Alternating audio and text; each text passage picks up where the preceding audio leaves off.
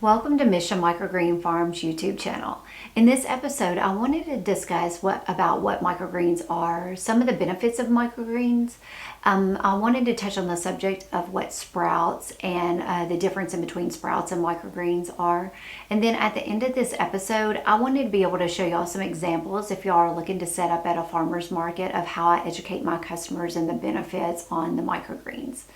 So what are microgreens? They are essentially a baby version of the adult vegetable counterpart.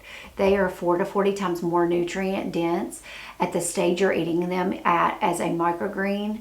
Most can be harvested between 10 and 14 days. There are numerous varieties that go longer than that. You're looking to get them to their first true leaf on most of them. That's essentially what a microgreen is.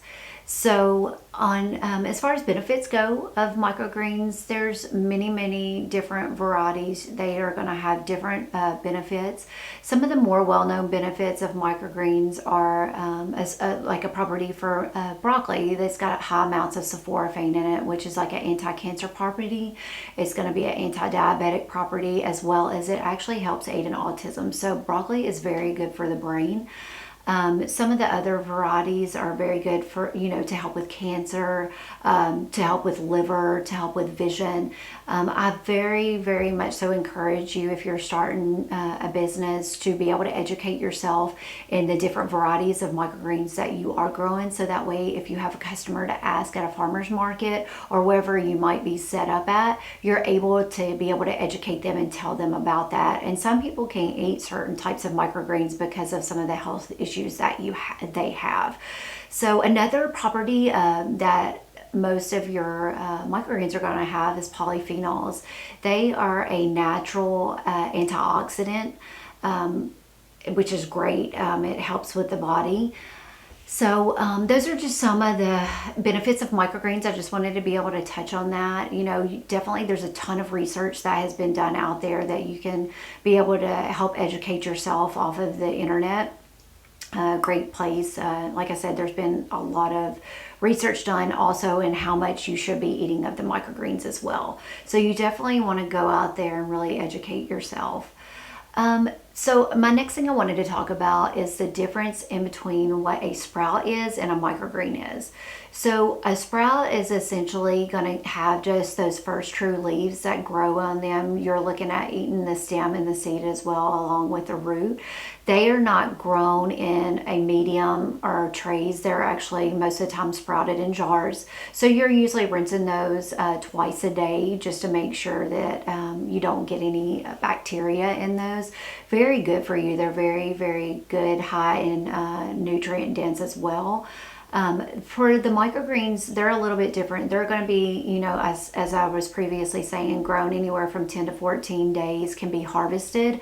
You're looking to get them to that first true leaf. They're all grown in some type of a medium or possibly on a mesh tray, but they're grown under light. You're just eating the stem and the leaves and to the first true leaf. A lot of times you're usually growing to the first true leaf as well, especially if you're catering to restaurants or coffee shops, smoothie bars, anything like that. You're usually getting them to that first true leaf as well. So those are a little bit of differences in between a sprout and a microgreen. A lot of people do get those confused. So I just wanted to be able to help educate you a little bit on that as well, the differences in between the two. So my last thing I wanted to talk about, this is just kind of how I help educate my customers when they come to my farmer's market. I just wanted to be able to give y'all a few examples of that. These plexiglass holders I actually bought at Office Depot. They are really good for your table. They just sit right on there. I usually will set my microgreens in front of these on my table so that way they can look and be able to visually see the picture as well. So I created these off of Canva. Sorry guys, it's a little bit of a glare, but I've got the listing of what it is up here. I've got the picture of it, and also down here I've created what their benefits are for. So it's really nice having these sitting on the table, especially if you're helping other customers, but they can come up and look and educate themselves on them as well. Here's a few other examples, like this cantaloupe microgreen that I grow. You know, I listed the name of what it was and the benefits. It's great in potassium. It helps with sport, heart health, eyes, and it also helps with digestion as well. Another one that I created, this was a really good one that I sit in the middle. It just talks about what are microgreens. It tells the benefits of some of the microgreens, and then also how you're able to use microgreens. That is a big question that gets asked a lot as well, about like how are you using them. I always highly suggest that you eat them raw. You're going to get the most nutrients out of them by eating them raw. You can eat them on salads. You definitely can eat them on sandwiches, wraps. Honestly, there's so many endless possibilities on how to eat them. Like I said, I always just suggest to my customers to eat them raw. Here's the one on my purple radish and the benefits, of course, and then the picture. Like I said earlier, I think I had said that I created these off of Canva. It's a really easy program to work with. So those are just some examples that I do on my table. I just set them around and then lay the container of the microgreen in front. So that way, you know, like I said again, if you have any customers that are coming up to the table, they can be able to kind of educate themselves, look at what they're good for while you're speaking to somebody else.